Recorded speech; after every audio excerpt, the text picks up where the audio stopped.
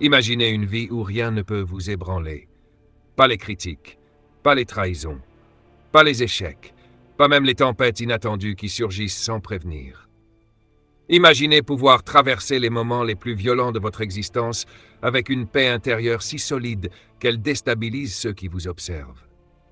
Ce n'est pas de l'indifférence, ce n'est pas de la froideur, c'est une maîtrise, une autorité intérieure, une force spirituelle que très peu de personnes développent, mais que chacun peut apprendre. La majorité des gens sont dirigés par leurs émotions. Une parole les élève, une critique les détruit. Un retard les irrite, une offense les consume, ils réagissent, encore et encore. Mais aujourd'hui, nous allons parler d'un autre niveau de vie. Un niveau où vous ne réagissez plus, vous choisissez. Un niveau où votre paix n'est plus négociable. Un niveau où vous devenez inébranlable. Parce que la vérité est simple. Les plus grandes batailles de votre vie ne sont pas autour de vous. Elles sont en vous. Et si vous ne maîtrisez pas votre monde intérieur, le monde extérieur vous contrôlera. Dans cette conférence, vous allez découvrir comment développer une stabilité émotionnelle rare. Comment rester calme quand tout s'effondre. Comment garder votre dignité quand on vous provoque. Comment transformer les attaques en tremplin. Comment marcher avec une assurance qui ne dépend ni des circonstances, ni des opinions. Si vous restez jusqu'à la fin, vous comprendrez pourquoi certaines personnes avancent vers leur destinée pendant que d'autres restent prisonnières de leurs réactions. Ce message pourrait changer votre manière de penser, de réagir et de vivre. Alors préparez-vous. Parce qu'à partir d'aujourd'hui, vous n'allez plus simplement survivre aux tempêtes. Vous allez apprendre à dormir au milieu d'elles. Les plus grandes batailles de votre vie ne se déroulent pas autour de vous. Elles se déroulent à l'intérieur de vous. Ce n'est pas l'adversité extérieure qui détruit un homme, c'est son incapacité à gouverner son monde intérieur. Imaginez être trahi par ceux en qui vous aviez le plus confiance. Imaginez être humilié, dépouillé de votre dignité, abandonné dans un endroit sombre sans défense, et malgré tout cela refuser de vous briser. C'était la réalité de Joseph, vendu par ses propres frères, injustement accusé, jeté en prison pour un crime qu'il n'avait pas commis. Et pourtant, l'Écriture déclare quelque chose d'extraordinaire. L'Éternel fut avec Joseph, il étendit sur lui sa bonté. Book of Genesis 39, 21. Comment est-ce possible? Comment un homme peut-il traverser la trahison, l'injustice et l'emprisonnement sans sombrer dans l'amertume? Parce que Joseph avait appris un principe que peu de personnes maîtrisent. Ne pas laisser les circonstances gouverner son esprit. Il n'a pas permis à la colère de devenir son identité. Il n'a pas laissé la vengeance envahir son cœur. Il n'a pas laissé la douleur redéfinir sa vision. Il a choisi de rester stable. Et cette stabilité l'a conduit vers sa destinée. Comprenez ceci. Agir comme si rien ne vous dérange ne signifie pas nier la réalité. Cela signifie refuser de laisser la réalité vous dominer. C'est déclarer intérieurement « Cette situation ne me volera pas ma paix. Cette offense ne me sortira pas de mon appel. Cette émotion ne dirigera pas ma destinée. » La maîtrise émotionnelle n'est pas simplement une qualité sociale, c'est une discipline spirituelle. C'est une arme invisible. Quand vous restez stable, alors que tout tremble autour de vous, vous devenez fiable aux yeux de Dieu. Et Dieu confie davantage à ceux qui savent porter plus sans s'effondrer. En ce moment même, beaucoup sont retenus en otage par leurs émotions. La colère face à une injustice, l'anxiété face à l'avenir, la frustration face au comportement des autres. Mais votre plus grande puissance ne se trouve pas dans la réaction. Elle se trouve dans la maîtrise. L'Écriture dit « Celui qui est lent à la colère vaut mieux qu'un héros, et celui qui domine son esprit vaut mieux que celui qui prend une ville. » Book of Proverbs 16, 32. Autrement dit, le vrai combat n'est pas extérieur, c'est intérieur. La question que nous devons affronter aujourd'hui est donc simple. Comment rester inébranlable quand tout nous pousse à exploser? Comment garder la paix au milieu d'une tempête?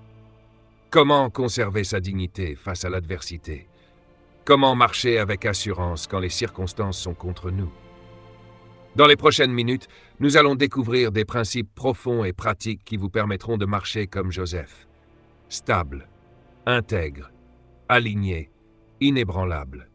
Et si vous appliquez ces principes, votre vie ne sera plus gouvernée par les réactions. mais par la direction. Avant d'aller plus loin, arrêtons-nous un instant sur un concept fondamental, la puissance de la paix intérieure. Avez-vous déjà observé quelqu'un dormir profondément pendant une violente tempête? Pas une petite pluie passagère, une vraie tempête. Des éclairs qui déchirent le ciel, un vent qui secoue tout, un tonnerre qui gronde avec autorité. Et pourtant, cette personne dort. C'est exactement l'image que nous donne l'Écriture à propos de Jésus. Dans le récit de Gospel of Mark 4, 35-41, les disciples sont en mer avec lui. Une tempête éclate soudainement. Les vagues frappent la barque. L'eau commence à entrer. Le danger est réel.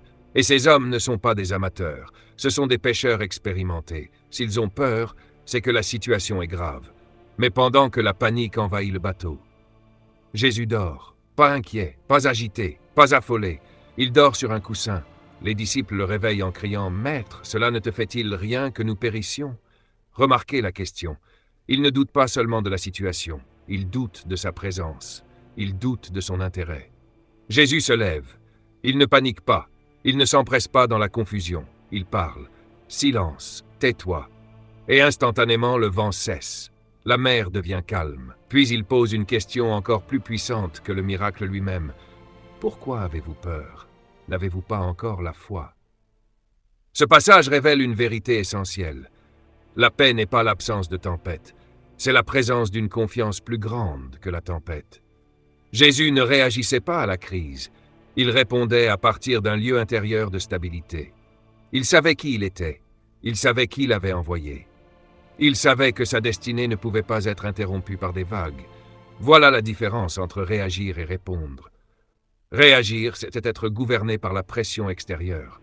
Répondre, c'est agir à partir d'une paix intérieure. La paix dont nous parlons n'est pas émotionnelle, elle est spirituelle. Le prophète déclare à celui qui est ferme dans ses sentiments, « Tu assures la paix, parce qu'il se confie en toi. » Book of Isaiah 26:3.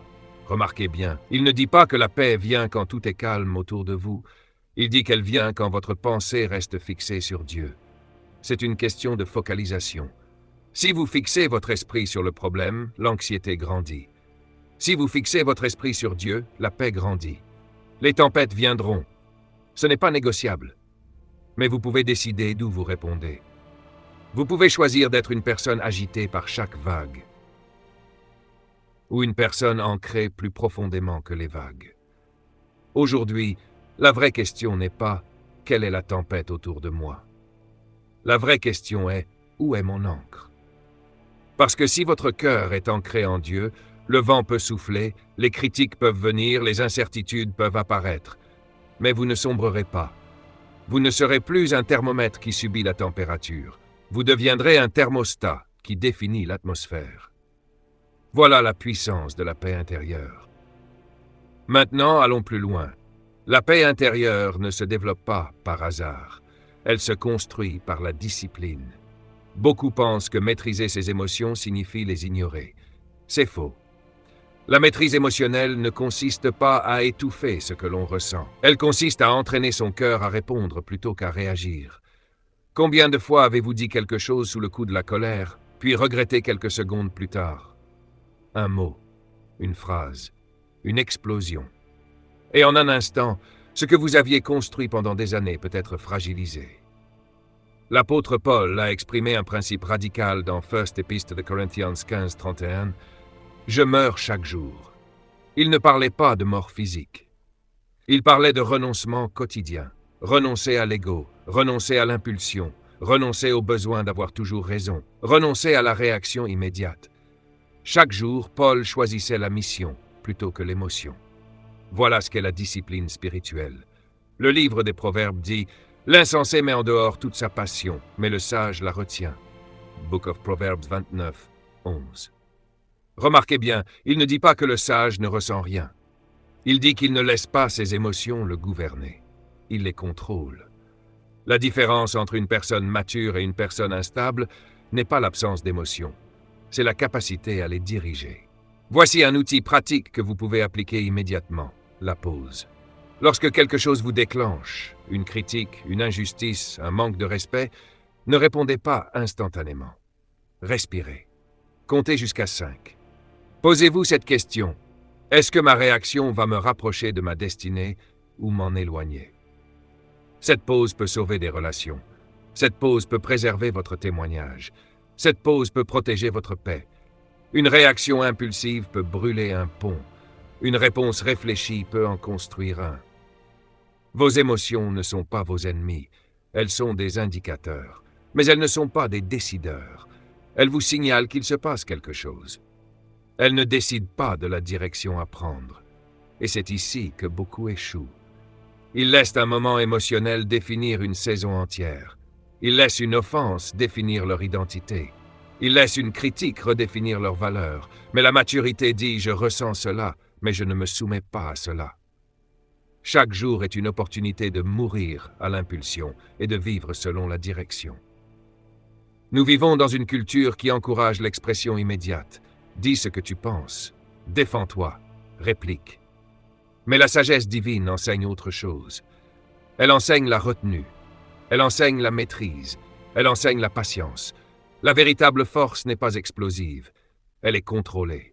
Un cheval sauvage a de la puissance, mais un cheval dressé a de la direction. Et la direction vaut plus que la puissance brute. Maîtriser ses émotions ne se fait pas en un jour. C'est un entraînement quotidien, une décision à la fois, une pause à la fois, une victoire intérieure à la fois. Et plus vous pratiquez cette discipline, plus votre stabilité devient naturelle. Vous cessez d'être imprévisible, vous cessez d'être contrôlé par l'ambiance, vous cessez d'être fragile face aux offenses, vous devenez solide, centré, ancré. Voilà le pouvoir de la discipline émotionnelle. Une autre dimension essentielle pour rester inébranlable consiste à refuser de laisser les autres contrôler votre paix. Beaucoup de personnes disent vouloir la tranquillité, mais la confient aux mains des autres. Une critique suffit à ruiner leur journée. Un message ignoré déclenche l'insécurité. Une parole mal interprétée allume une tempête intérieure. Mais voici une vérité puissante. Si quelqu'un peut contrôler votre réaction, il contrôle votre paix. Et votre paix est trop précieuse pour être louée aux opinions des autres. Regardons un exemple saisissant dans l'Écriture. Dans 2 Book of Samuel 16, 5, 13, le roi David traverse l'une des périodes les plus douloureuses de sa vie. Son propre fils s'est rebellé contre lui. Il fuit Jérusalem, humilié. Et pendant cette fuite, un homme nommé Shimei le poursuit, lance des pierres et le maudit publiquement. David est roi, il a des soldats, il a l'autorité d'éliminer cet homme sur le champ. L'un de ses guerriers propose même de lui trancher la tête. Mais David refuse. Il dit en substance « laissez-le ». Pourquoi? Parce qu'il avait compris un principe que peu maîtrisent. Toutes les attaques ne méritent pas votre réaction. David aurait pu défendre son honneur. Il aurait pu répondre à l'insulte par la violence, mais il a choisi la retenue. Ce n'était pas de la faiblesse, c'était de la maturité. Il savait que répondre dans l'émotion aurait pu le sortir de sa position intérieure. Voici ce que vous devez comprendre. Vous n'avez pas besoin de répondre à tout. Vous n'avez pas besoin de corriger chaque perception erronée. Vous n'avez pas besoin de défendre chaque accusation. Certaines batailles sont des distractions. Et chaque fois que vous réagissez à une provocation inutile, vous donnez à cette provocation une importance qu'elle ne mérite pas. L'apôtre Paul écrit dans Épître de Romains 12, 21 « Ne te laisse pas vaincre par le mal, mais surmonte le mal par le bien. » Ceci n'est pas un simple conseil moral. C'est une stratégie spirituelle. Répondre par le bien vous maintient au-dessus de la situation. Répondre par l'émotion vous fait descendre dans l'arène du chaos. Il y a une différence entre être un thermomètre et être un thermostat. Le thermomètre s'ajuste à la température. Le thermostat la définit. Si quelqu'un élève la voix, le thermomètre s'énerve. Si quelqu'un critique, le thermomètre se défend. Mais le thermostat décide de l'atmosphère. Vous n'êtes pas obligé d'absorber l'énergie des autres. Vous pouvez choisir de maintenir la vôtre. Jésus lui-même a démontré cela à maintes reprises. Accusé injustement, insulté, rejeté, et pourtant, il ne répondait pas à chaque attaque. Il savait que son identité ne dépendait pas de l'opinion humaine. Plus vous grandissez spirituellement, plus vous comprenez ceci. La paix ne se trouve pas dans l'absence de conflit. Elle se trouve dans la présence de Dieu. Et quand vous êtes ancré dans cette présence, les paroles des autres perdent leur pouvoir. La maturité, c'est être capable de dire intérieurement « Je refuse que ta tempête devienne la mienne ». Vous ne reflétez pas le chaos, vous reflétez la paix. Vous ne reproduisez pas la provocation, vous incarnez la stabilité. Et lorsque vous apprenez à protéger votre paix, vous devenez réellement inébranlable. Parlons maintenant d'un principe qui change la perspective. Transformez les revers en préparation.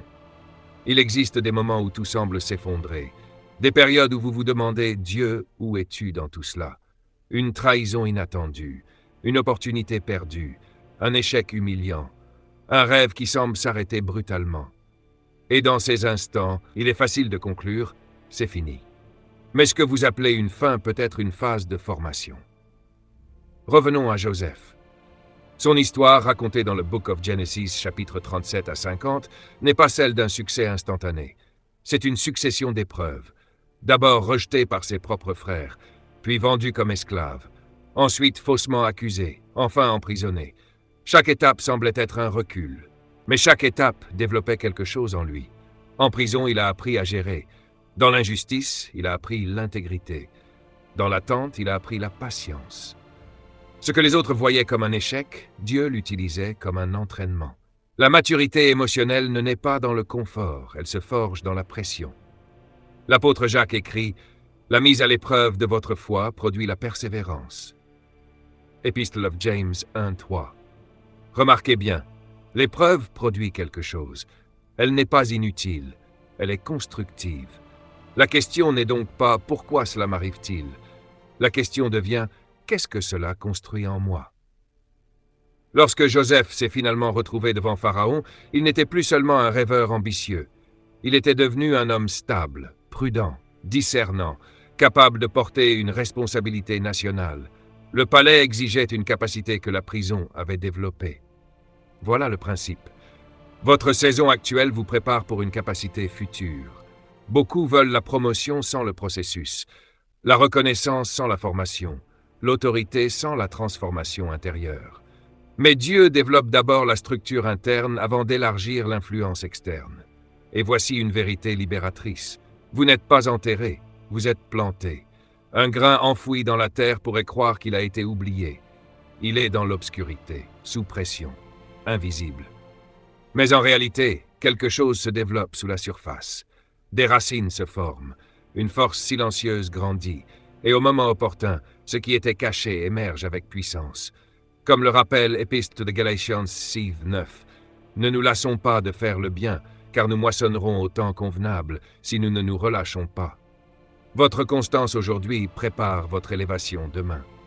Le piège serait de laisser l'amertume s'installer, de laisser la déception durcir votre cœur, de laisser la frustration vous détourner de votre intégrité. Mais la stabilité consiste à rester fidèle, même lorsque le résultat n'est pas encore visible. Lorsque Joseph a retrouvé ses frères, ceux-là même qu'il avait vendus, il n'a pas choisi la vengeance. Il a déclaré « Vous aviez projeté de me faire du mal, Dieu l'a changé en bien. » C'est la perspective d'un homme transformé, un homme qui comprend que rien n'est gaspillé, que même la trahison peut être redirigée, que même la douleur peut devenir une plateforme. Votre revers peut être une préparation, votre délai peut être un développement, votre silence peut être un façonnement. Si vous restez stable dans le processus, vous serez prêt lorsque l'opportunité arrivera. Et quand votre moment viendra, ce ne sera ni un hasard, ni une coïncidence. Ce sera une préparation accomplie. Il existe une fatigue qui n'a rien à voir avec le travail physique. C'est la fatigue de vouloir tout contrôler. Contrôler les conversations, contrôler l'image que les autres ont de vous, contrôler les résultats, contrôler les réactions. Et plus vous essayez de tout maîtriser, plus votre paix s'épuise. Vous vous couchez fatigué, mais votre esprit continue de rejouer les scènes. J'aurais dû répondre différemment. Et s'il pense ceci? Et si cela tourne mal? Laissez-moi vous libérer d'un poids aujourd'hui. Tout ne mérite pas votre réaction. Et tout ne relève pas de votre responsabilité. Jésus l'a démontré avec une puissance silencieuse dans Gospel of Matthew 27:12-14. Accusé injustement, entouré de fausses déclarations, il ne répondit rien. Le gouverneur en fut étonné. Pourquoi? Parce que la sécurité intérieure rend inutile la défense constante. Jésus savait qui il était. Il connaissait sa mission. Il comprenait que répondre à chaque accusation l'aurait détourné de son objectif. Voici une vérité essentielle. Vous n'avez pas besoin de vous expliquer à tout le monde. Certaines personnes n'écoutent pas pour comprendre. Elles écoutent pour confirmer ce qu'elles ont déjà décidé. Et vous pouvez passer votre vie à corriger des perceptions sans jamais atteindre la paix. Il y a une différence entre responsabilité et contrôle. Votre attitude est votre responsabilité. Vos paroles sont votre responsabilité. Vos choix sont votre responsabilité. Mais l'opinion des autres? Leur réaction? Le résultat final? Cela appartient à Dieu. Le psalmiste écrit « Remets ton sort à l'Éternel et il te soutiendra ». Book of Psalm 55, 22, remarquez. Il ne dit pas que vous devez porter tout seul ce qui vous écrase. Il dit de le remettre. Remettre, c'est lâcher.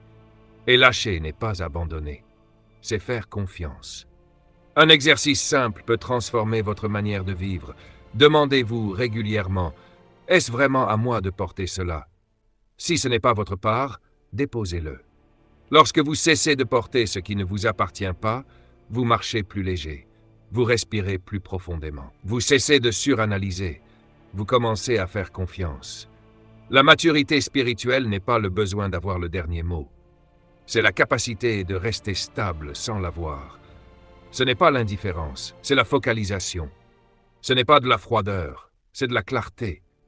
Plus vous apprenez à distinguer ce qui dépend de vous et ce qui dépend de Dieu, plus votre paix devient solide. Vous cessez d'être entraîné par chaque vague émotionnelle. Vous cessez d'absorber chaque tension. Vous cessez d'essayer de réparer ce que Dieu seul peut redresser. Et dans ce lâcher-prise, vous découvrez une force nouvelle, une force tranquille, une assurance calme, une liberté intérieure.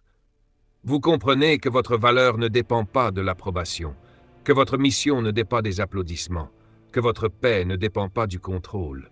Et lorsque vous vivez ainsi, vous cessez d'être épuisé par la vie. Vous commencez à être porté par elle. Si vous voulez devenir réellement inébranlable, vous devez construire votre identité sur une base qui ne bouge pas. Parce que ce qui vous ébranle révèle souvent sur quoi vous êtes fondé. Si une critique détruit votre journée, peut-être que votre valeur dépend encore de l'approbation des autres.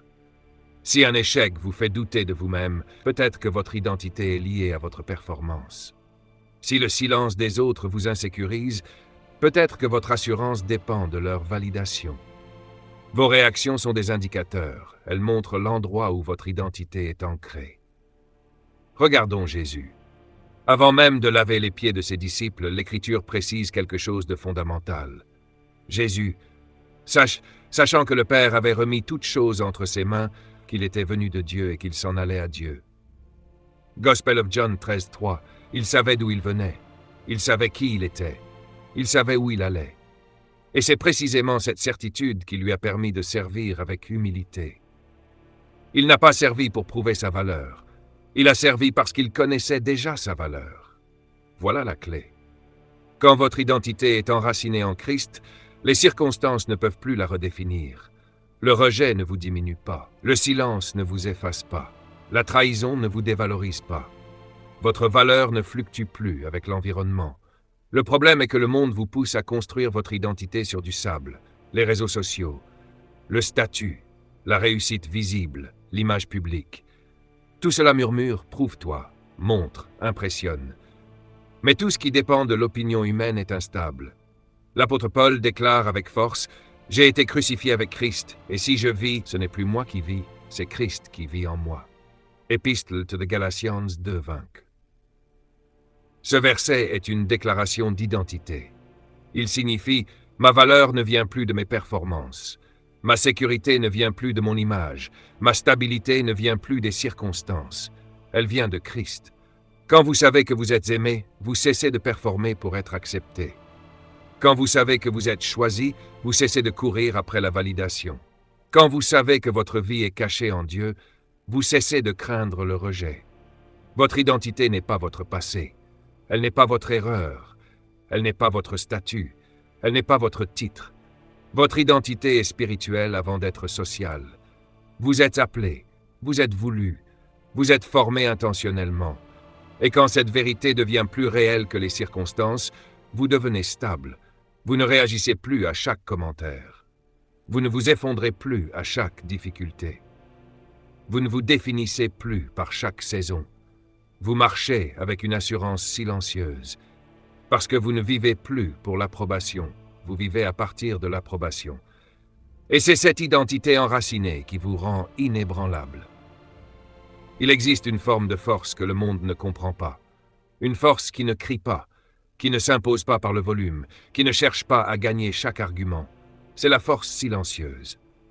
Dans une époque où chacun veut être entendu, vu, validé, la capacité de rester calme devient rare. Et ce qui est rare devient puissant. Regardons encore une fois Jésus. Le prophète avait annoncé à son sujet « Maltraité et opprimé, il n'a point ouvert la bouche ». Book of Isaiah 53, 7. Devant ses accusateurs, il est resté silencieux. Ce silence n'était pas de la faiblesse, c'était de la maîtrise. Ce n'était pas une incapacité à répondre, c'était un choix de ne pas descendre au niveau de la provocation. Beaucoup pensent que la force consiste à répondre immédiatement, à défendre chaque détail, à avoir le dernier mot. Mais parfois, la plus grande démonstration de puissance consiste à ne rien dire. Le silence peut être stratégique. Le silence peut être protecteur. Le silence peut être une déclaration. Il dit « Je n'ai pas besoin de me justifier pour exister. Je n'ai pas besoin de débattre pour être valide. Je n'ai pas besoin de convaincre pour rester en paix. » Le psaume nous rappelle « Arrêtez et sachez que je suis Dieu. » Book of Psalm 46, 10. Remarquez l'ordre, arrêtez. Arrêtez l'agitation. Arrêtez la défense compulsive. Arrêtez la course à la justification. Quand vous savez que Dieu est souverain, vous n'avez plus besoin de vous battre pour votre image. La force silencieuse ne signifie pas que vous ne parlerez jamais. Elle signifie que vous choisissez quand parler. Elle signifie que vous ne gaspillez pas votre énergie à convaincre ceux qui ont déjà fermé leur cœur. Elle signifie que vous comprenez que certaines batailles se gagnent par la stabilité, pas par le débat. Il y a des moments où expliquer ne sert à rien, des moments où argumenter ne change rien, des moments où le calme parle plus fort que les mots. Votre paix devient alors votre réponse. Votre constance devient votre défense. Votre intégrité devient votre argument. La véritable autorité ne s'impose pas, elle se manifeste. Et quand vous marchez avec cette force silencieuse, quelque chose change. Vous ne vous précipitez plus pour corriger chaque malentendu. Vous ne vous laissez plus entraîner dans chaque conflit. Vous ne ressentez plus le besoin de prouver constamment votre valeur. Vous restez stable. Et cette stabilité intrigue. Elle déstabilise même parfois ceux qui cherchaient à vous provoquer. Parce qu'ils s'attendaient à une réaction. Ils trouvent une paix. Ils s'attendaient à un combat. Ils trouvent une maîtrise. C'est cela, la force silencieuse. Et plus vous la cultivez, plus vous devenez inébranlable. Une autre clé pour rester inébranlable est la pratique quotidienne de la prière et de la méditation. La vie moderne nous tire dans toutes les directions. Les obligations, le bruit, les notifications incessantes, tout semble vouloir prendre le contrôle de votre esprit. Mais il existe un endroit où vous pouvez vous reconnecter, un lieu où votre esprit trouve la paix, un espace où votre force se régénère. C'est la communion avec Dieu. Pas une prière précipitée ou mécanique, pas une lecture distraite d'un verset, mais un engagement intentionnel, répétitif, quotidien. Imaginez commencer votre journée non pas en regardant votre téléphone, mais en posant votre cœur devant Dieu. Avant la panique, avant le stress, avant les nouvelles et les urgences. Seulement vous, le souffle de Dieu et sa parole. Même une seule phrase, une seule vérité méditée peut transformer votre atmosphère intérieure. Chaque respiration devient un dialogue silencieux avec Dieu. En inspirant « Seigneur, je me confie à toi ». En expirant « Tout est sous ton contrôle ». Ce simple exercice transforme une spirale de panique en un moment sacré de calme. Votre esprit s'aligne sur la stabilité, votre cœur s'ancre dans la paix. Et le soir, au lieu de vous effondrer sous le poids des épreuves et des regrets, vous relâchez ce qui vous a troublé. Vous déposez les erreurs, les frustrations, les inquiétudes. Vous confiez tout à celui qui a la force de porter ce que vous ne pouvez pas porter seul. Comme le dit Epistle to the Philippians 4, 6, 7. Ne vous inquiétez de rien, mais en toute chose, par la prière et la supplication avec action de grâce, faites connaître vos demandes à Dieu, et la paix de Dieu, qui surpasse toute intelligence, gardera vos cœurs et vos pensées en Jésus-Christ. Ce n'est pas simplement un conseil réconfortant, c'est une stratégie. Vous voulez la paix? Gardez-la avec la prière. Vous voulez la stabilité? Cultivez-la avec la méditation. Ce n'est pas de la perfection, c'est de la présence, une discipline quotidienne qui vous transforme progressivement. Une pratique qui rend votre stabilité naturelle. Une routine qui vous permet de rester ancré même au milieu de la tempête.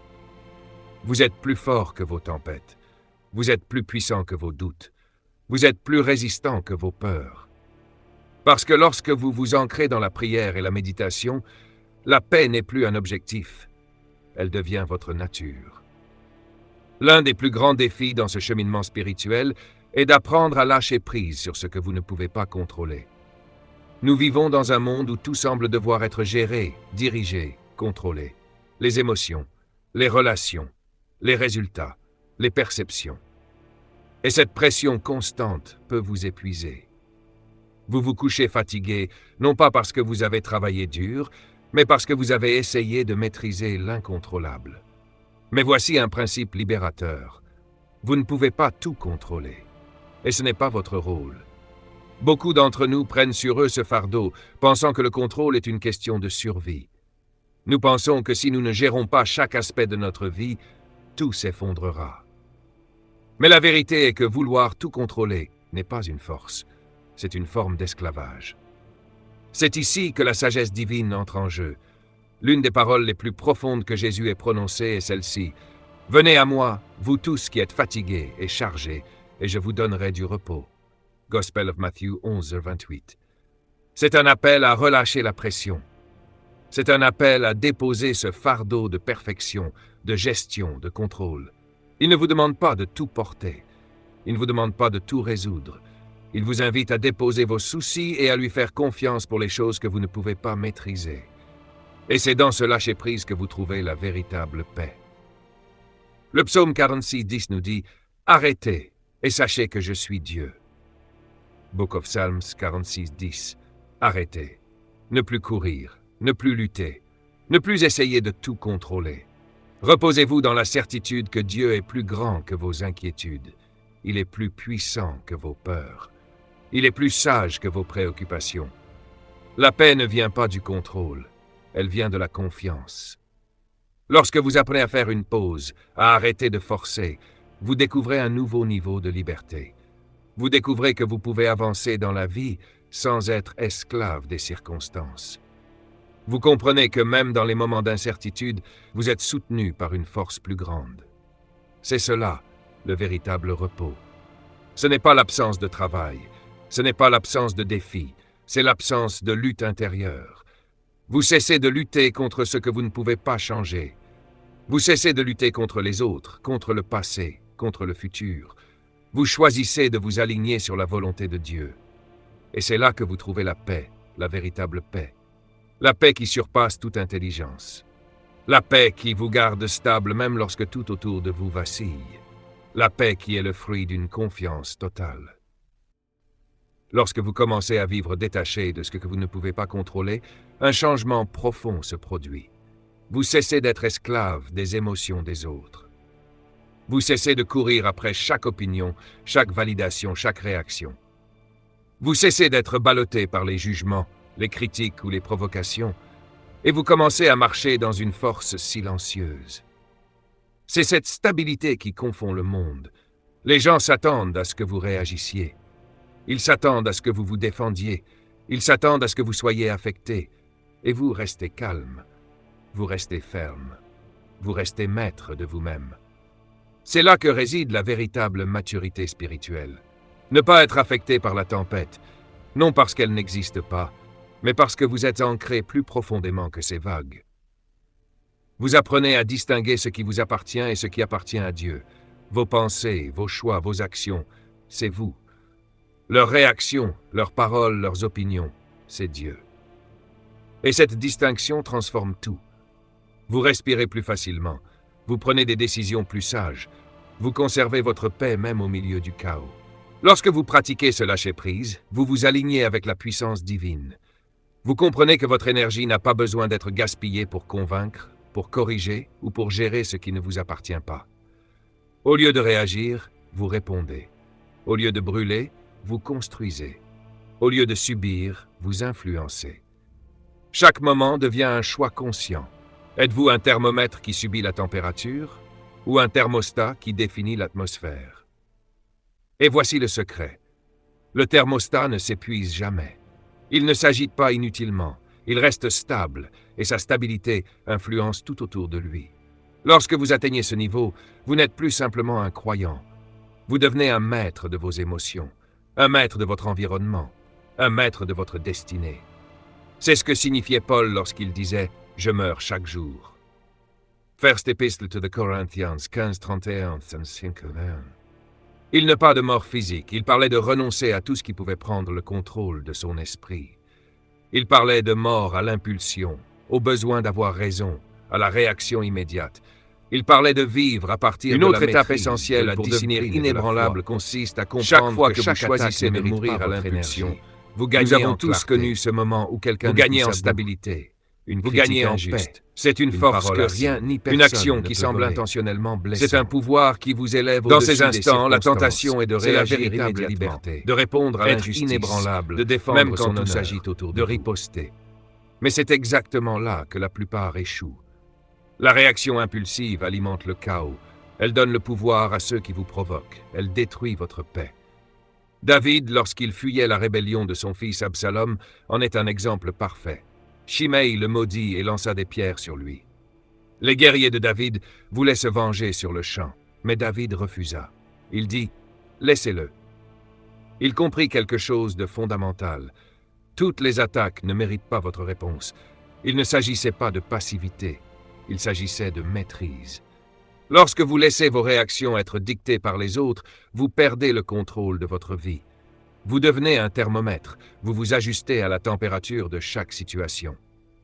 Mais lorsque vous choisissez de répondre avec discernement, vous devenez un thermostat, vous définissez l'atmosphère autour de vous. Paul résume cela ainsi, « Ne te laisse pas vaincre par le mal, mais surmonte le mal par le bien » to the Romains 12. Epistle to the Romains. C'est une stratégie, pas seulement un principe moral. Répondre par le bien préserve votre paix et votre intégrité. Répondre par l'émotion vous entraîne dans le chaos. Chaque fois que vous réussissez à rester calme face à une provocation, vous renforcez votre autorité intérieure. Vous construisez un espace où personne ne peut voler votre tranquillité. Vous établissez un royaume intérieur que même le tumulte extérieur ne peut atteindre. Ce n'est pas de la passivité. C'est un choix délibéré de marcher en maîtrise. La véritable force ne se mesure pas par le volume de vos mots, ni par la rapidité de votre réaction. Elle se mesure par votre capacité à rester ferme, inébranlable, malgré les tempêtes, les critiques et les attaques. C'est cette discipline, cette maîtrise de soi qui transforme votre vie. C'est ce qui vous permet de rester stable même lorsque tout autour de vous s'effondre. C'est ce qui vous prépare à saisir votre destinée, exactement comme Joseph a saisi la sienne après avoir traversé tant d'épreuves. À ce stade, il est crucial de comprendre un principe fondamental. Ce que vous percevez comme un échec peut être la semence de votre succès. La vie vous mettra face à des situations où tout semble s'effondrer. Une trahison par un proche, une opportunité perdue, un rêve qui s'arrête brutalement. Et il est facile de croire que vous êtes coincé, que tout est terminé. Mais laissez-moi vous révéler un secret. Ce que vous appelez un revers peut être une préparation. Revenons à Joseph. Chaque épreuve qu'il a traversée, vendue par ses frères, accusé faussement, emprisonné, semblait être un recul. Mais chacune de ces expériences développait quelque chose en lui. La patience, la résilience, l'intégrité, la sagesse.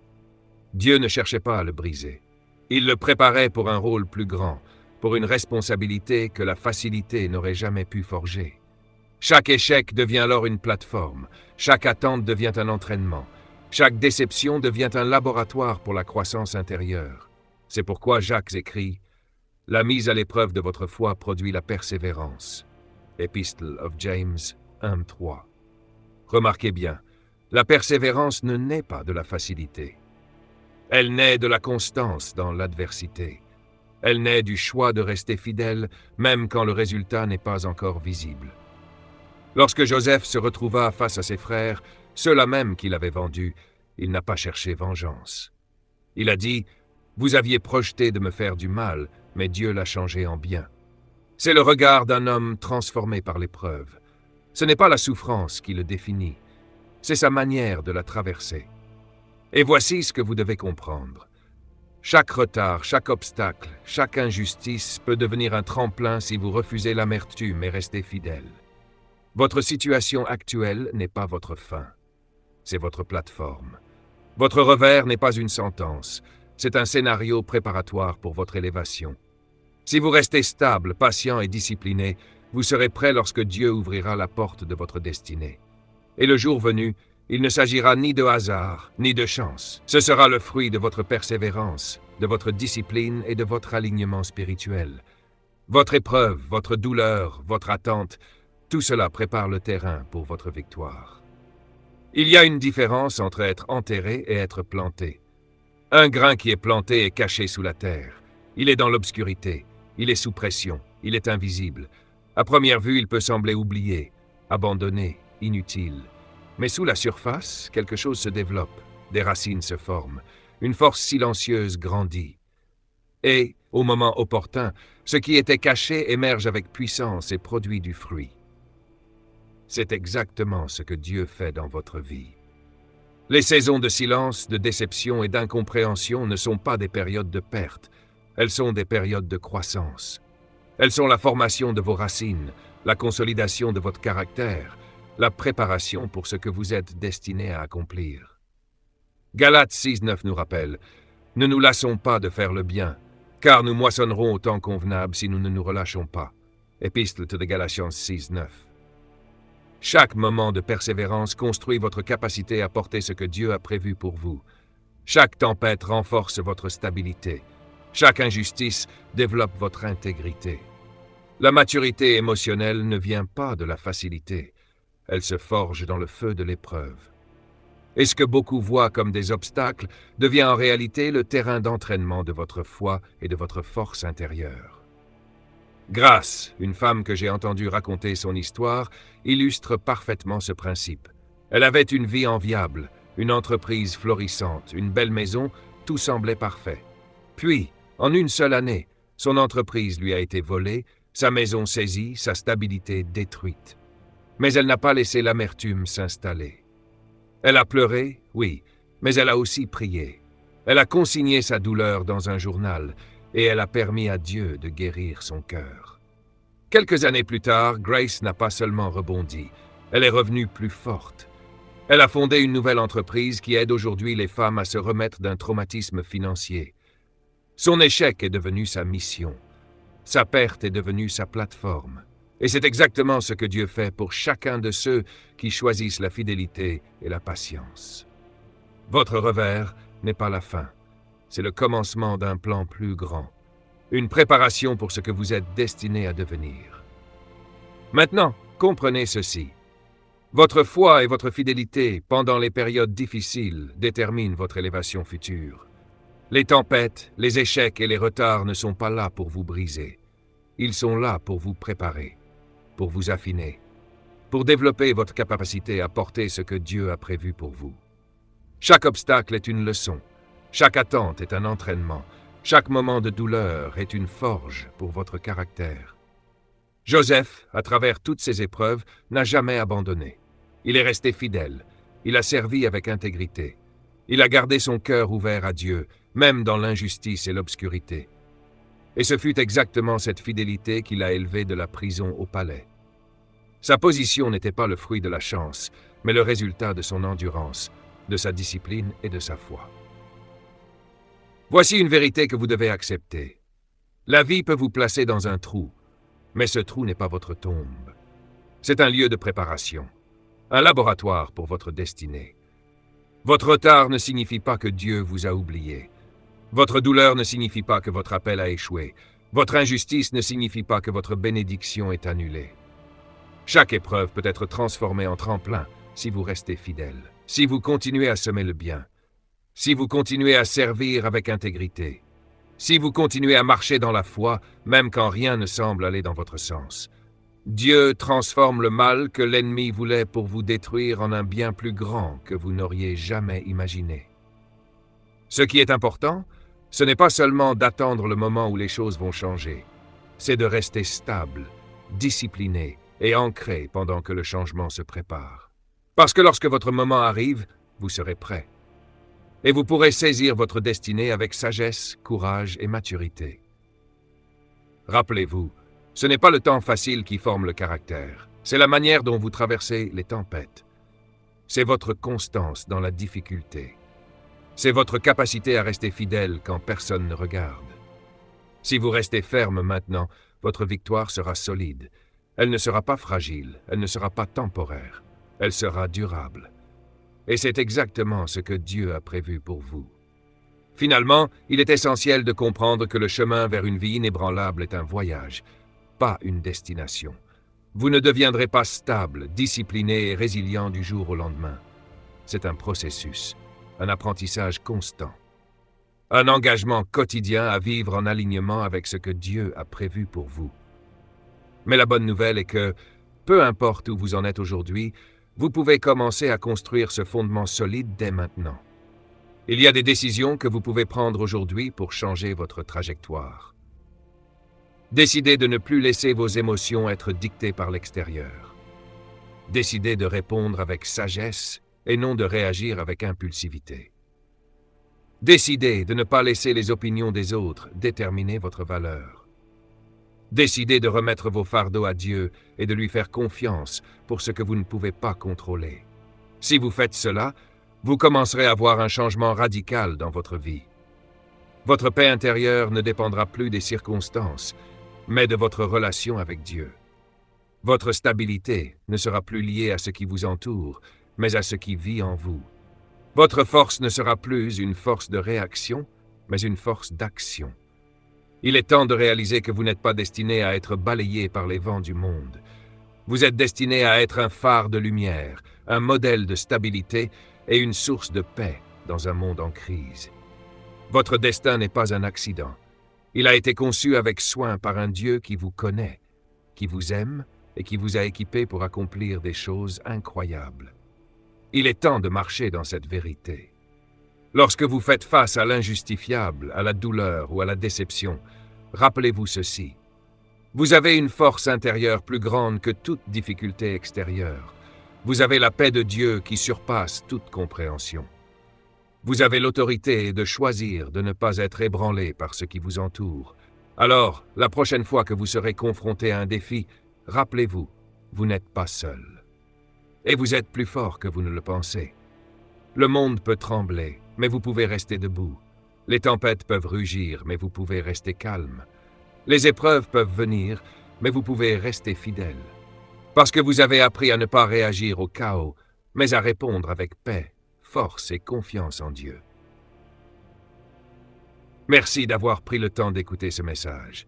Si cette vidéo a touché votre cœur, inspiré votre esprit ou renforcé votre foi, imaginez l'impact que vous pouvez avoir en partageant cette lumière avec d'autres.